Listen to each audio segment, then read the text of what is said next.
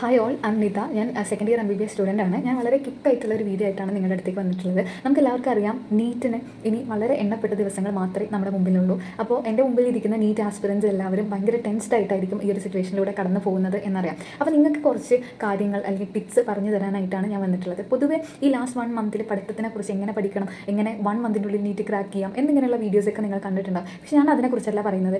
അതിൻ്റെ അത്ര തന്നെ ഈ അക്കാഡമിക്കലി നിങ്ങൾ പ്രിപ്പയർ ചെയ്യുന്നതിൻ്റെ കൂടെ തന്നെ നിങ്ങളുടെ മൈൻഡിനെ പ്രിപ്പയർ ആക്കുക എന്ന് പറയുന്നത് ഭയങ്കര ഇമ്പോർട്ടൻ്റ് ആണ്. ഞാൻ എൻ്റെ കോച്ചിങ്ങിൻ്റെ സമയത്ത് അല്ലെങ്കിൽ എൻ്റെ ഈ ഒരു നീറ്റ് ഫേസിലൂടെ കടന്നു പോകുന്ന സമയത്ത് എനിക്ക് ഭയങ്കര ടെൻസ് ആയത് കാരണം എക്സാം ഞാൻ വിചാരിച്ച പോലെ അറ്റൻഡ് ചെയ്യാൻ പറ്റിയിട്ടുണ്ടായിരുന്നില്ല. അപ്പോൾ അത് എങ്ങനെ, ആ ഒരു ടെൻസ്ഡ് സിറ്റുവേഷൻ എങ്ങനെ നിങ്ങൾക്ക് മറികടക്കാം എന്നുള്ളതിനെ കുറിച്ചാണ് ഞാൻ ആക്ച്വലി ഈ ഒരു വീഡിയോയിൽ പറയുന്നത്. ഇത് ഞാൻ പ്രിപ്പയർ ചെയ്ത സമയത്ത് ആരെങ്കിലും പറഞ്ഞു തന്നിരുന്നെങ്കിൽ I could have done better in my NEET exam എന്ന് എനിക്ക് തോന്നിയിട്ടുള്ള കുറച്ച് കാര്യങ്ങളാണ്. So you will never regret watching this video. എനിക്ക് ബേസിക്കലി പറയാനുള്ളത്, നിങ്ങൾ ഇനിയുള്ള സമയം നിങ്ങളുടെ മൈൻഡിനെ നിങ്ങൾ പ്രിപ്പയർ ചെയ്യുക എന്ന് പറയുന്നത് ഭയങ്കര ഇമ്പോർട്ടൻ്റ് ആണ്. കാരണം നിങ്ങൾ എത്ര തന്നെ പഠിച്ചാലും നിങ്ങൾ ആ ഒരു 3 ഹവറിൽ എങ്ങനെ പെർഫോം ചെയ്യാൻ പോകുന്നു എന്ന് ഡിറ്റർമൈൻ ചെയ്യുന്നത് നിങ്ങളുടെ മൈൻഡ് സെറ്റും അതുപോലെ നിങ്ങളുടെ ഒരു മെൻറ്റൽ സ്റ്റേറ്റുമാണ്. അപ്പോൾ അതിന് നിങ്ങളുടെ മൈൻഡിനെ പ്രിപ്പയർ ചെയ്യുക എന്ന് പറയുന്നത് ഭയങ്കര ഇമ്പോർട്ടൻ്റ് ആണ്. അത് അത്ര സമയമെടുക്കുന്ന ഒരു സംഭവമൊന്നുമല്ല. നമ്മുടെ മനസ്സിനെ പറഞ്ഞു പഠിപ്പിക്കുക എന്നുള്ളത് ഭയങ്കര ഇമ്പോർട്ടൻ്റ് ആയിട്ടുള്ള കാര്യമാണ്. അപ്പോൾ അതിന് ഞാൻ 4 കാര്യങ്ങളാണ് മെയിനായിട്ട് നിങ്ങളുടെ മുന്നിലോട്ട് വെക്കുന്നത്.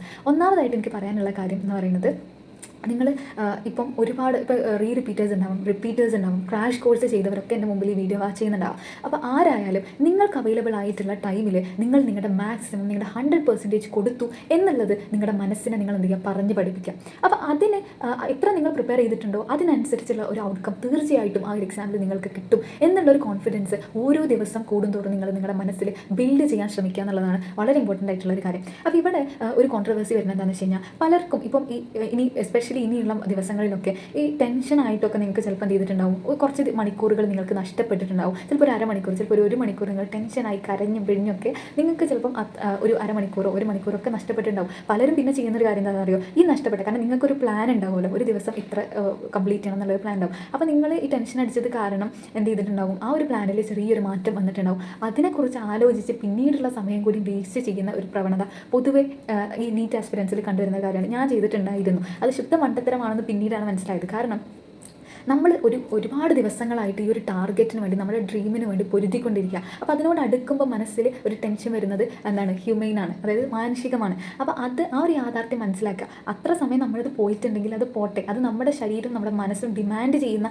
ഒരു കാര്യമായിരുന്നു, അതവിടെ പോട്ടെ, അതവിടെ തീർന്നു. ഇനിയുള്ള സമയം ഞാൻ ബെറ്ററായിട്ട് യൂട്ടിലൈസ് ചെയ്യും എന്നുള്ള ഒരു ആത്മവിശ്വാസത്തോടു കൂടിയായിരിക്കണം പിന്നീട് നമ്മൾ മുന്നോട്ട് പോകേണ്ടത്. ഓക്കെ, അപ്പോൾ അതിന് നിങ്ങൾക്ക് സാധിച്ചിട്ടുണ്ടെങ്കിൽ നിങ്ങൾ 100% പ്രൊഡക്റ്റീവായിട്ട് വർക്ക് ചെയ്ത ഒരാൾ തന്നെയാണ്. അപ്പോൾ അങ്ങനെ മൈൻഡിനെ നിങ്ങൾ എന്ത് ചെയ്യുക, കാരണം എല്ലാ ദിവസവും പ്രൊഡക്റ്റീവായിട്ട് ഒരുപോലെ പ്രൊഡക്റ്റീവായിട്ട് പോകുക പറയുന്നത് ഒരു മനുഷ്യനെ കൊണ്ടും സാധിക്കില്ല. കാരണം നമുക്ക് അപ്സ് ആൻഡ് ഡൗൺസ് ഉണ്ടാവും, നമുക്ക് ഇമോഷൻസ് ഉണ്ടല്ലേ. അപ്പോൾ അതിനനുസരിച്ച് വേരിയേഷൻസ് തീർച്ചയായിട്ടും എല്ലാ ദിവസത്തിലും ഉണ്ടാകും. അത് ഹ്യൂമെയിനാണ്, മാനുഷികമാണ് എന്ന് മനസ്സിലാക്കി മുന്നോട്ട് പോയാൽ നിങ്ങൾ തീർച്ചയായിട്ടും വിജയിക്കാനാണ് പോകുന്നത്. സോ ആ ഒരു ഞാൻ എൻ്റെ മാക്സിമം കൊടുത്തു എന്നുള്ള ഒരു കാര്യം, മാക്സിമം ഞാൻ ചെയ്തിട്ടുണ്ട്, so I can do my better എന്നുള്ള ഒരു കോൺഫിഡൻസ് ആദ്യം ബിൽഡ് ചെയ്യുക എന്നുള്ളതാണ് ഒന്നാമത്തെ കാര്യം. രണ്ടാമതായിട്ട് എനിക്ക് പറയാനുള്ള ഒരു കാര്യം എന്ന് പറയുന്നത്, നിങ്ങൾ ഈ ലാസ്റ്റ് 1 മന്ത് അല്ലെങ്കിൽ 2 വീക്കിൻ്റെ ഉള്ളിൽ നിങ്ങൾ ഈ കമ്പാരിസൺ നിങ്ങളുടെ റൂംമേറ്റ്സ് ആയിട്ടോ അല്ലെങ്കിൽ നിങ്ങളുടെ മറ്റ് ഫ്രണ്ട്സിനായിട്ടോ ഈ കമ്പാരിസൺ നടത്തുന്ന പരിപാടി അങ്ങോട്ട് നിർത്തിവെക്കുക. കാരണം you should confine to yourself. നിങ്ങളൊരു എക്സാം എഴുതിയെന്ന് വിചാരിച്ചു, ആ ഒരു എക്സാമിൽ നിങ്ങൾക്ക് എന്തൊക്കെ തെറ്റാണ് സംഭവിച്ചിട്ടുള്ളത്, ആ തെറ്റുകൾ റെക്ടിഫൈ ചെയ്യുന്നതിലായിരിക്കണം നിങ്ങൾ ഫോക്കസ് ചെയ്യേണ്ടത്. അല്ലാതെ നമ്മൾ ഒരിക്കലും മറ്റുള്ളവരായിട്ട് കമ്പയർ ചെയ്ത്, കാരണം ആ ഒരു കമ്പാരിസൺ നിങ്ങളിൽ ഉണ്ടാക്കുന്ന നെഗറ്റീവ് ഇമ്പാക്റ്റ് ഭയങ്കര വലുതാണ്. നിങ്ങൾ ചിലപ്പോൾ കരഞ്ഞിരിക്കേണ്ടി വരും. നിങ്ങൾ ചിലപ്പം ഇതുവരെ നിങ്ങളുടെ ലെവലിൽ നിന്ന് പോയ ആൾക്കാരെക്കാളിലൊക്കെ നിങ്ങൾ കുറേ ബാക്കിലേക്കായി എന്നുള്ള തോട്ടൊക്കെ നമുക്ക് ചിലപ്പോൾ വരാം. അതുപോലെ തന്നെ ചിലപ്പം നമുക്ക് കൂടുതൽ മാർക്ക് കിട്ടി എന്നുള്ളൊരു ഓവർ കോൺഫിഡൻസും ചിലപ്പം അവിടെ വരാം. അപ്പോൾ അതിലേറെ നല്ലത് എന്താണ്, നിങ്ങൾക്ക് എന്ത് തെറ്റാണ് വന്നിട്ടുള്ളത്, ആ എക്സാമിൽ ചിലപ്പോൾ ഒരു ഇക്വേഷൻ തെറ്റിപ്പോയിട്ടുണ്ടാവും, അല്ലെങ്കിൽ നിങ്ങളുടെ കേവലം നിസ്സാരമായിട്ടുള്ളൊരു കെയർലെസ്നെസ് കൊണ്ടായിരിക്കാം നിങ്ങൾ എന്ത് ചെയ്തിട്ടുള്ളത്, ആ ഒരു ആൻസർ നിങ്ങൾ തെറ്റിച്ചറിഞ്ഞിട്ടുണ്ടാവുക. അപ്പോൾ അതിനെക്കുറിച്ച് ആലോചിച്ച് വിഷമിക്കാതെ നിങ്ങൾ എന്ത് ചെയ്യണം, നിങ്ങൾക്ക് ആക്ച്വലി നിങ്ങൾ ദൈവമായിട്ടാണ് നിങ്ങളുടെ മുമ്പിലേക്ക് ആ തെറ്റുള്ള, നിങ്ങൾക്ക് തെറ്റിക്കാൻ തോന്നിയത് ആ ദൈവമായിട്ട് നിങ്ങളുടെ മുമ്പിലേക്ക് ആ ഒരു ബുദ്ധിമുട്ടുള്ള ക്വസ്റ്റ്യൻ ഇട്ട് തന്നതുകൊണ്ടാണ്. നിങ്ങളൊന്ന് ആലോചിക്കുക, 720 on 720 വാങ്ങിയ കുട്ടിയും ഇപ്പം ഒരു 550 അല്ലെങ്കിൽ 600 മാർക്ക് വാങ്ങിയ കുട്ടിയിലും ആർക്കാണ് ശരിക്കും ആ ഒരു എക്സാം യൂസ്ഫുൾ ആയതെന്ന് വെച്ചാൽ ഞാൻ പറയും ആ 550 അല്ലെങ്കിൽ 600 കിട്ടിയ കുട്ടിക്കാണ് ആ എക്സാം ശരിക്കും യൂസ്ഫുൾ ആയത്. കാരണം 720 മേടിച്ച അല്ലെങ്കിൽ 700 മേടിച്ച കുട്ടീനെ സംബന്ധിച്ചിടത്തോളം ആ കുട്ടിയുടെ മുമ്പിലേക്ക് എത്തിയിട്ടുള്ള ക്വസ്റ്റ്യൻസ് ഭൂരിഭാഗം ആ കുട്ടിക്ക് അറിയാവുന്ന ക്വസ്റ്റ്യനാണ്. എന്നാൽ 600 മേടിച്ച ഒരു കുട്ടീനെ സംബന്ധിച്ചിടത്തോളം കുറേ ക്വസ്റ്റ്യൻസ് ആ കുട്ടിക്ക് അറിയാത്ത ക്വസ്റ്റ്യൻസാണ്. അപ്പോൾ നീറ്റ് എക്സാമിന് ആ ഒരു ക്വസ്റ്റ്യൻ വരുന്നതിനേക്കാൾ എത്രയോ നല്ലതാണ് അതിൻ്റെ മുമ്പ് തന്നെ എനിക്ക് ഇത്ര ക്വസ്റ്റ്യൻസ് അറിയില്ല, അപ്പോൾ ആ ഒരു അറിയില്ല എന്നുള്ള ആ ഒരു റെക്കഗ്നേഷൻ ഉണ്ടല്ലോ, അത് മനസ്സിലാക്കാൻ പറ്റുന്നത് നീറ്റ് എക്സാമിൻ്റെ മുമ്പിലാണെങ്കിൽ നമുക്ക് എന്ത് ചെയ്യാൻ പറ്റും, അത് ഓക്കെ എനിക്ക് ഇത്ര ക്വസ്റ്റ്യൻസ് അറിയില്ല, so I have to learn that particular aspect എന്ന് മനസ്സിലാക്കി അത് വർക്കൗട്ട് ചെയ്യാൻ നമ്മൾ എന്ത് ചെയ്യും, ഫോക്കസ് ചെയ്യും. ശരിക്കും അതാണ് നമുക്ക് ദൈവമായിട്ട് തന്നൊരു അവസരമാണ് നമ്മളെ കറക്റ്റ് ചെയ്യാനുള്ളത്. സോ അത് ആ ഒരു രീതിയിൽ നമ്മുടെ തെറ്റുകളെ ഒരു പോസിറ്റീവായിട്ടുള്ള ഒരു കോൺസെപ്റ്റായിട്ട് ബിൽഡ് ചെയ്ത് നമുക്ക് പോകാൻ പറ്റണം. ആ രീതിയിലാണ് ഇനി അങ്ങോട്ടുള്ള ഓരോ എക്സാമുകളെയും നിങ്ങൾ അപ്രോച്ച് ചെയ്യേണ്ടത്. അയ്യോ എൻ്റെ ആ ക്വസ്റ്റ്യൻ തെറ്റിപ്പോയല്ലോ, എനിക്ക് ഇത്ര മാർക്ക് കുറഞ്ഞല്ലോ എന്ന് ചിന്തിച്ചിരിക്കാതെ, അത് വേസ്റ്റ് ഓഫ് ടൈമാണ്, തീർച്ചയായിട്ടും അത് വേസ്റ്റ് ഓഫ് ടൈമാണ്. അങ്ങനെ ചിന്തിച്ചിരിക്കാതെ പോസിറ്റീവായിട്ട് കാണാം. എനിക്ക് ഇങ്ങനെ ഒരു തെറ്റ് സംഭവിച്ചത് ദൈവാനുഗ്രഹം കൊണ്ട് എനിക്ക് ഇങ്ങനെ ഒരു തെറ്റ് സംഭവിച്ചെന്ന് ശരിക്കും നമ്മൾ പറയണം. കാരണം അത് നമുക്കറിയാത്തൊരു ക്വസ്റ്റ്യൻ നമ്മൾ പഠിക്കുകയാണ് എക്സാമിലൂടെ. ഓക്കെ, അങ്ങനെ ഒരു 5-6 ക്വസ്റ്റ്യൻ നമ്മൾ പുതിയ ക്വസ്റ്റ്യൻസ് പഠിച്ചു. അപ്പോൾ അത് എന്തുകൊണ്ടും ബെനിഫിറ്റാണ് അല്ലേ. അപ്പോൾ രണ്ടാമത്തെ പോയിന്റ് എന്തായിരുന്നു, ഒരിക്കലും മറ്റുള്ളവരായിട്ട് കമ്പയർ ചെയ്യരുത്. നിങ്ങൾ എഴുതുന്ന എക്സാം നിങ്ങൾ എന്തൊക്കെ തെറ്റാണ് വരുത്തിയിട്ടുള്ളത് അത് ക്ലിയർ ചെയ്ത് പോകാം. മിസ്റ്റേക്ക് ബുക്കുകൾ ഉണ്ടാക്കുക, എന്താണ് നിങ്ങൾക്ക് പറ്റിയ മിസ്റ്റേക്ക് എന്നുള്ളത് എഴുതി വെക്കുക. എന്നിട്ട് ഈ എക്സാമിന് പോകുന്നതിന് മുമ്പ് ജസ്റ്റ് അതൊന്ന് റിവൈസ് ചെയ്യുക. ഒരിക്കലും നിങ്ങൾ പിന്നെ ആ ഒരു തെറ്റ് ആവർത്തിക്കില്ല. ഓക്കെ, അപ്പോൾ അങ്ങനെ പോസിറ്റീവായിട്ട് വരുന്ന തെറ്റുകളെ പോസിറ്റീവായിട്ട് അപ്രോച്ച് ചെയ്തുകൊണ്ട് മുന്നോട്ട് പോകാനായിട്ട് ശ്രമിക്കാം. അതാണ് രണ്ടാമത്തെ കാര്യം. മൂന്നാമതായിട്ടുള്ള കാര്യം എന്ന് പറയുന്നത്, നിങ്ങളിപ്പം ഒരുപാട് ദിവസങ്ങളായിട്ട് നിങ്ങൾ ഈ ഒരു നിങ്ങളുടെ സ്വപ്നത്തിലേക്ക് അടുത്തുകൊണ്ടിരിക്കുന്ന ഒരു സമയമാണല്ലോ ഇപ്പോൾ.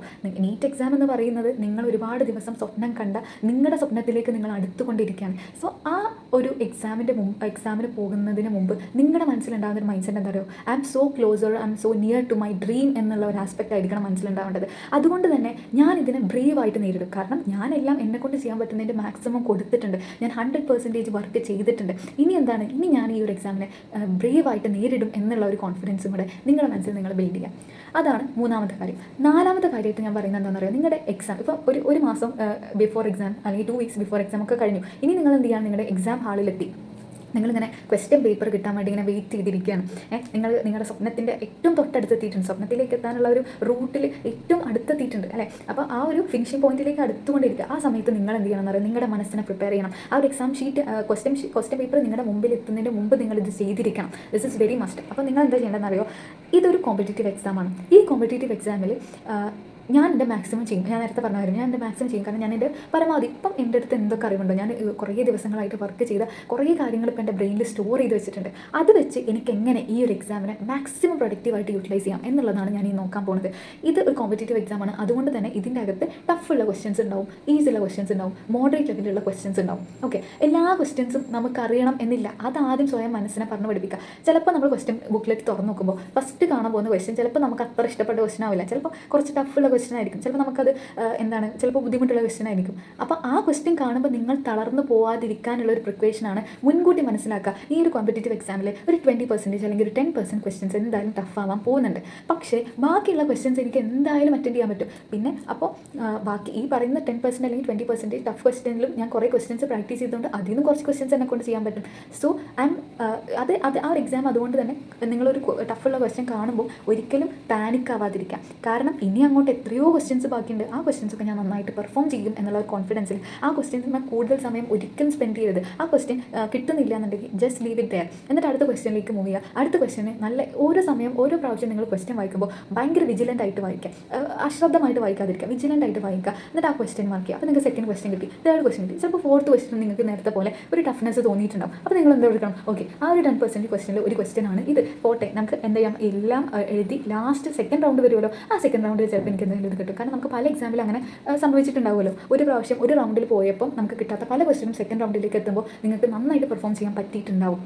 അപ്പോൾ അതുപോലെ ഒരു ക്വസ്റ്റ്യൻ ആണ് ഇത് എന്ന് മനസ്സിലാക്കുക. കാരണം ഈ ഒരു എക്സാമിന് ടൈം മാനേജ്മെൻറ്റ് ഭയങ്കര ഇമ്പോർട്ടൻ്റ് ആണ്. അപ്പോൾ അതിന് കൂടുതൽ സമയം കൊടുത്ത് അല്ലെങ്കിൽ മറ്റേ ക്വസ്റ്റ്യൻസ് ഒക്കെ എഴുതുമ്പോൾ ഇതിനെക്കുറിച്ച് ആലോചിച്ച് ടെൻഷൻ ആവുകയേ ചെയ്യരുത്. ആ ക്വസ്റ്റ്യൻ നമുക്ക് എന്ത് ചെയ്യാൻ പറ്റും, അതിനിപ്പോൾ കിട്ടിയിട്ടില്ലെങ്കിൽ കുഴപ്പമില്ല, ബാക്കിയുള്ള ക്വസ്റ്റ്യൻസിനെ കൊണ്ട് മാക്സിമം എഴുതാൻ പറ്റുമല്ലോ. അപ്പോൾ അത് കോൺഫിഡൻ്റ് ആയിട്ട് എഴുതി രണ്ടാമത്തെ റൗണ്ടിൽ നിങ്ങൾ ഈ കിട്ടാത്ത ക്വസ്റ്റ്യനിലേക്ക് വരുമ്പോൾ തീർച്ചയായിട്ടും അതും നിങ്ങൾക്ക് കിട്ടും. സോ ആ ഒരു രീതിയിലാണ് നമ്മൾ ഈ ഒരു എക്സാമിനെ അപ്രോച്ച് ചെയ്യേണ്ടത്. അപ്പോൾ ഞാൻ പറഞ്ഞ ഈ എക്സാമിൻ്റെ മുമ്പ് കുറച്ച് ക്വസ്റ്റ്യൻസ് ഇതിൽ ടഫ് ഉണ്ടാവും, ചിലപ്പോൾ എന്നെക്കൊണ്ട് എല്ലാം എഴുതാൻ പറ്റണം എന്നൊന്നും ഉണ്ടാവില്ല എന്ന് പറയുന്ന ഒരു സംഭവം പലരും വിചാരിക്കും അത് നിങ്ങളുടെ കോൺഫിഡൻസിനെ ഇല്ലാണ്ടാക്കുകയാണെന്നുള്ളത്. പക്ഷേ നമുക്ക് കോൺഫിഡൻസിന് വേണ്ടി നമ്മൾ കുറേ സംഭവങ്ങൾ എന്ത് ചെയ്ത് മൈൻഡിനെ ഓൾറെഡി പ്രിപ്പയർ ചെയ്തിട്ടുണ്ട്. ഇത് ആക്ച്വലി ഒരു പ്രിക്വേഷനാണ്. ഇനി അങ്ങനെ ഒരു ടഫ് ക്വസ്റ്റ്യൻ കണ്ടാൽ അതിൽ നിങ്ങൾ തളരരുത്. അതിന് വേണ്ടിയിട്ടുള്ള ഒരു പ്രിപ്പറേഷനാണ് ആക്ച്വലി ഇത്. അപ്പോൾ ഈ രീതിയിൽ ഞാൻ ഈ പറഞ്ഞ 4 കാര്യങ്ങൾ നിങ്ങൾക്ക് നിങ്ങളുടെ മൈൻഡിനെ പ്രിപ്പയർ ചെയ്യാൻ നിങ്ങളെ കൊണ്ട് സാധിക്കുകയാണെന്നുണ്ടെങ്കിൽ ഡെഫിനറ്റ്ലി നിങ്ങൾ എന്ത് വർക്കാണോ ഇതിന് വേണ്ടി പ്രിപ്പയർ ചെയ്യാൻ വേണ്ടി നിങ്ങൾ എന്തൊക്കെ എഫേർട്ട് എടുത്തിട്ടുണ്ടോ അതിനുള്ള ഒരു ഔട്ട്കം നിങ്ങൾക്ക് കിട്ടിയിരിക്കും. ഞാൻ ഒരിക്കലും പറയില്ല നിങ്ങൾക്ക് 70-20 ഔട്ട് ഓഫ് 720 കിട്ടും, അങ്ങനെ ഒരു വാഗ്ദാനമല്ല ഞാൻ തരുന്നത്. മറിച്ച് ഈ രീതിയിൽ നിങ്ങൾ നിങ്ങളുടെ മൈൻഡിനെ പ്രിപ്പയർ ചെയ്തു, കൂടെ നിങ്ങൾ നല്ല അടിപൊളിയായിട്ട് പ്രിപ്പയർ ചെയ്തു, എക്സാമിന് വേണ്ടി അടിപൊളിയായിട്ട് പ്രിപ്പയർ ചെയ്തു, നിങ്ങൾ നല്ല പോലെ നിങ്ങൾ എഫേർട്ട് ഇട്ടു എന്നുണ്ടെങ്കിൽ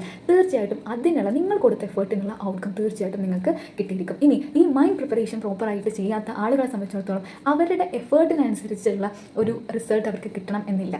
ഓക്കെ, സോ ഈ പറഞ്ഞ പോയിൻറ്റ്സൊക്കെ പരമാവധി നിങ്ങളുടെ ഈ ലാസ്റ്റ് മന്ത് സ്ട്രാറ്റജിയിൽ ഉൾപ്പെടുത്തുക എന്നുള്ളതാണ് പറയാനുള്ളത്.